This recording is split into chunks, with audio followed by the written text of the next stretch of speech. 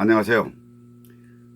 이보규 TV는 제가 오늘 충주에 가서 충주 마이 웨딩홀에 가서 제 조카 딸 결혼식에 조카 딸이 주례를 부탁하길래 주례를 해주고 주례한 내용을 기록으로 남기고, 그래서 기록 중에 이제 이것을 여러분과 같이 공유하면서 오늘 기록에 남기고자 합니다. 오늘 제가 주례에서 한 내용은 이런 얘기입니다. 신랑 최성호 군, 그리고 신부 내 조카 이순옥 양, 우선 결혼을 축하한다 말씀드리고, 이 결혼이 뭐냐면 의미를 부여하면요, 대한민국만 하더라도 여자가 2,500만, 남자가 2,500만, 그 중에 우리 최성호 군은 한 사람의 여자를 선택한 것이 이순옥 양이고, 이순옥 양은 그 많은 남자 가운데 한 사람 선택해서 이제 결혼식을 하면서 이제 우리는 부부가 됐다는 걸 모든 사람이 알리고 축복받고 그리고 새 가정을 출발하는 그런 의미가 있기 때문에 우리의 결혼을 뭐라 하냐면 일년지 일생의 가장 대사다, 일생의 가장 큰 대사다, 이렇게 얘기를 하는 건 바로 그런 의미가 있습니다. 그러니까 엄청난 모험이고 선택인 것입니다. 제가 오늘 주례한 내용 중에서 이제 제가 6가지를 당부를 했는데요. 첫째는,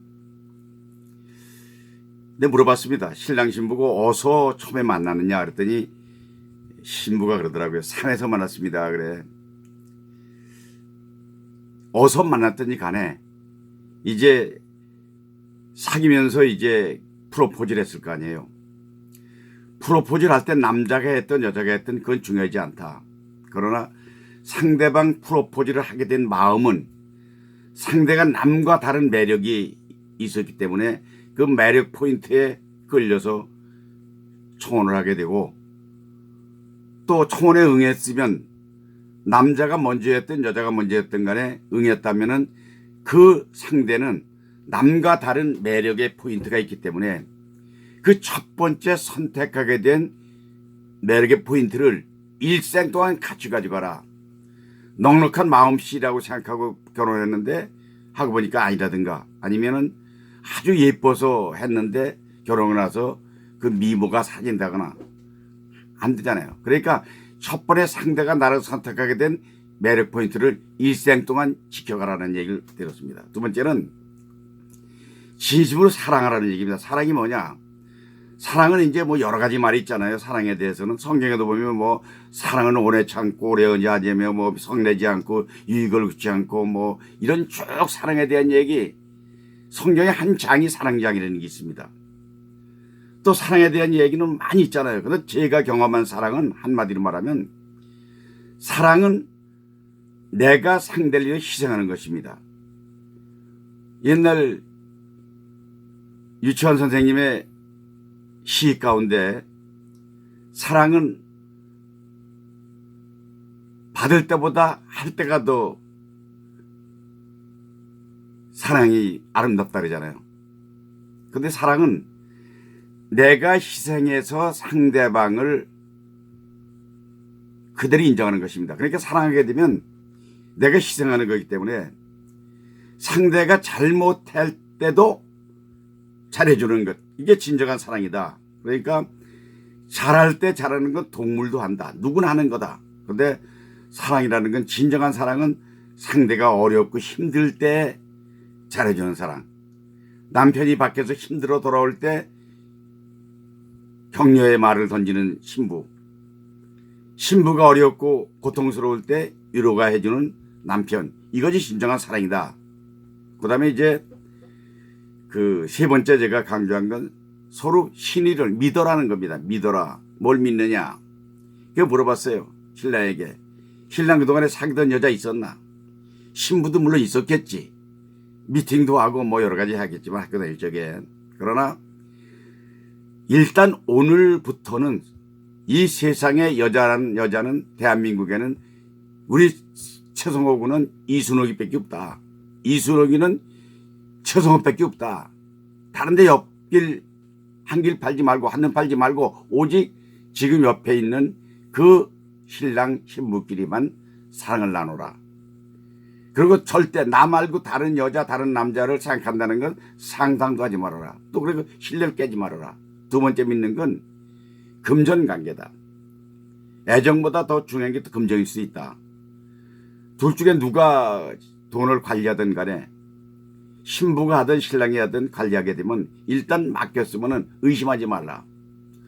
혹시 월급 들어오는 게 혹시 월급이 덜 들어오진 않느냐, 갖다 준 돈 가지고 혹시 어디 뭐 다른 데 빼돌리지 않느냐, 이런 식으로 의심하면 뒤에 확인하고 이러면 이거는 결혼 생활은 그때부터 금이 가기 시작하니까 절대 믿어라.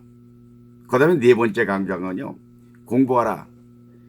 신랑이 건국대학교 나와가지고 지금 공무원 시험 합격해가 지금 회사 다니면서 발령을 기다리고 있는 사이인데, 공부를 많이 했으면 대학을 나왔습니다. 양 다 둘 다 대학을 나왔습니다. 그러나 대학에서 학점 가운데 신랑에 대한 학점, 신부에 대한 학점은 없다. 그러니까 어떻게 하면 좋은 아내가 되느냐, 어떻게 하면 좋은 남편이 되느냐, 어떻게 하면 좋은 시어머니에게 이쁜 머리가 되느냐, 어떻게 하면 장모에게 예쁜 사회가 되느냐, 이걸 공부해가지고 공부를 해서 학점을 취득하고 그 학점을 통해서 자기가 결혼 생활을 하는데 참고로 삼으라. 그 다음에 더한 것은 아기 낳아서 키우는 것을 어떻게 양육하느냐, 양육법도 배워라. 그냥 눈으로 본 거 이게 아니라 진정으로 나보다 더 나은 자식을 만들려면 어떻게 양육을 해야 되느냐, 이것을 공부를 해라. 그 다음에 네 번째 강조한 것이요, 목표를 세워라. 목표를. 무슨 목표를 세우느냐, 지금 둘이 이제 전세로 시작한다 살림을.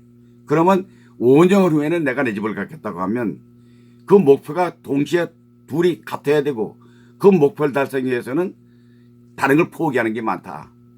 내 집을 갖기 위해서 월 얼마 저축한다. 그러면 외식도 삼가야 되고 어디 삶는 것도 피해야 되고 그 다음에 돈 쓰는 것도 절약해야 되고, 하나의 목표를 달성하기 위해서, 공동 목표를 달성하기 위해서 서로 노력을 해라. 그게 이제 함께 노력할 때 행복은 싹 든다. 그 다음에 여섯 번째 강조한 게, 아무리 화가 나도 화를 내지 말아라. 화가 난다고 화나는 건 모든 동물들이 똑같은 거다. 근데 신적으로 인격자는 이성으로 감성을 억누르는 힘, 그러니까 화가 날 때 참는 것, 이것이 중요한 것이다. 그리고 제가 하객들한테 부탁했습니다. 하객들이 한 사람도 나가는 사람도 없고 조용하게 잠도 없고 내 얘기를 듣고 있습니다. 그래서 고맙다고 얘기했습니다. 그리고 더 중요한 건 하객들이 오늘 와서 부주돈만 내고 돌아서면 이제 무관심 땡땡이 아니라 이제부터 좀 관심을 가져달라.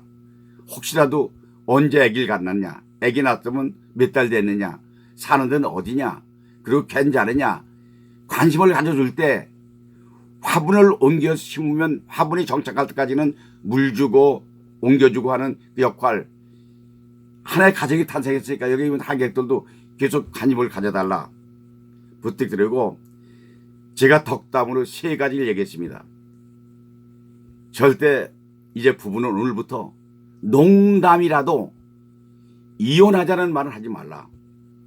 요새 33%가 이혼한다는데 왜 그러느냐, 서로 경험이 없기 때문에 참지 못해서 하는데, 대전제를 농담도 이혼하는 말 안 한다, 우리 사제는 이혼은 없다, 이렇게 생각해서 소위 백년에 줘라. 두 번째는 반드시 자녀를 낳아라. 낳아가지고 그 자녀를 나보다 난 자식으로 만들어라. 집안이 번창하려면 아버지보단 아들이 낳고 아들보다는 손자가 낳아야 되니까 어떻게 하면 내가 난 자식이 나보다 나은 자식으로 양육할 수 있는 걸 노력해서 해라. 그 다음에 세 번째가 돈을 많이 벌어라. 그래서 둘 다 월급제이거든요. 하나는 이제 애들 가르치고 있고 하나는 이제 공무원이 된다고 치면, 그럼 돈을 어떻게 버느냐, 월급이 뻔한데 월급제가 돈 버는 법은 딱 하나다. 들어온 돈보다 쓴 돈을 적게 하면 나머지 저축하는 거다. 이것을 한 달에 얼마 정해놓고 저축부터 하고 나서 쓰게 되면 반드시 1년 후에는 목돈이 된다. 1년, 2년, 3년 하다 보면 돈 들어오는 것보다 쓰는 게 적으면 저축이 되면 저축 자체가 그게 부자가 되는 길이다. 근데 부자가 돼서 뭐 할 거냐? 근데 날 낳은 부모에게, 시어머니에게 며느리가 용돈을 통장에 자동이체 시켜주고, 장모님에게 사위가 상임형으로 자동이체 시키면 능력껏 2만 원도 줬고 5만 원도 줬고 10만 원도 줬고 능력껏 그래 보내주면은 그게 자식을 기르는 사람의 입장에서는 굉장히 보람된 일이다. 제가 효도한다는 얘기를 강조하지 않았지만은 적어도 나를 낳아준 부모가 있다는 것을 인식하고, 부모 때문에 내가 오늘 존재한다는 걸 인식하고, 그리고 이 세상 살아가면서 나보다는 가족을 생각하고 가족보다는 일과 친척을 생각하는 그런 폭넓은 삶, 그리고 항상 내일의 꿈을 갖는 삶, 이걸 갖길 바라면서 제가 오늘 줄 해설을 하면서 나오니까 박수를 많이 받았습니다. 오늘 이렇게 명쾌한 줄에 처음 들어왔다 그럽니다. 제가 우리 집안, 우리 육형제거든요. 내가 셋째고 이번에 결혼하니까 다섯째인데, 다섯째 큰딸을 이제 보내는 건데, 아마 그래서 사촌 그 집안 육촌 다 모여서 들었는데 아마 내가 주례하는 걸 처음 들어본 사람이 있을 겁니다. 내가 주례를 집안을 해서 처음 했거든요. 그런데 부모가 자식을 주례하는 기분으로 내 조카딸에게 부탁하는 걸 들어서 오늘 주례를 했습니다. 그 오늘 아주 행복했습니다. 그래서 양복도 입은 채로 갔다가 와서 오늘 저녁에 이제 모임에 갔다 와서 이 영상을 찍습니다. 그래서 이 영상은 기록으로 남기고, 또 이 영상은 내가 순옥이하고 우리 조카 사이 최성훈에게 이걸 보내줄 겁니다. 그래서 가끔은 오늘 주례사를 다 잊었다고 치더라도 이 지금 내가 한 얘기를 매년 견영개념을 한번 들어보면은 도움이 될 것이다 생각하면서 오늘 아주 행복했습니다. 여러분 제 얘기가 공감하시면 이제 이복유 검색해서 들어가서 구독해 주시고 좋아요 눌러주시면 보다 전 큰 기쁨을 얻겠습니다. 여러분 오늘 행복한 날입니다. 여러분 사랑합니다. 화이팅 합시다. 오늘 화이팅 화이팅 화이팅.